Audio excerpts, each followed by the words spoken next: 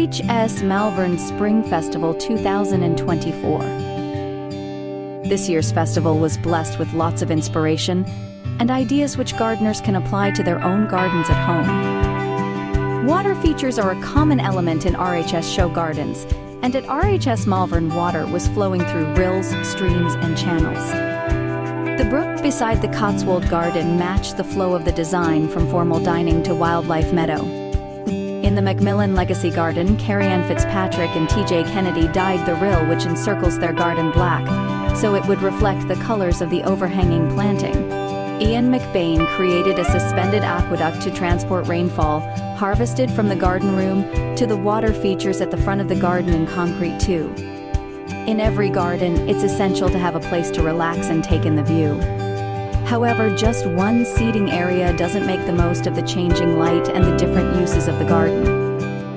This was reflected at RHS Malvern, with many of the designs incorporating two spots to stop and reflect on the beauty and fragrance of the flowers. The Cotswold Garden had a dining area and also a more relaxed space for drinks later in the day. The Grand Escape provided a bench for looking over the planting and a rocking chair for relaxing with a book. Many gardens had seating within a garden room as well as somewhere outside to take in the sun, demonstrating that even in a small garden there should be lots of opportunities to rest and enjoy.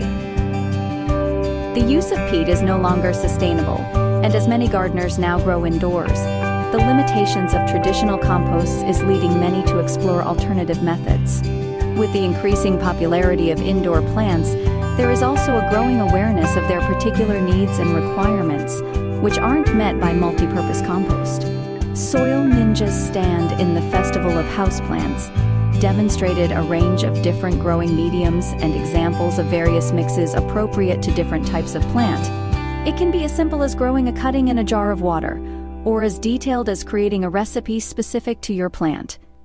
Dead wood is anything but useless. It provides a great habitat, provides structure, and looks good too. Many of the show gardens had a log pile tucked into a corner or, like the Grand Appeal Garden, used branches to create a fence. There once was a time where a show garden would be the last place you would see a weed or a flower that had gone over or was yet to bloom. However, as part of the ambition to reflect the realities of gardens and welcome biodiversity, increasingly designers are choosing plants at all stages of the life cycle and celebrating the beauty of a seed head.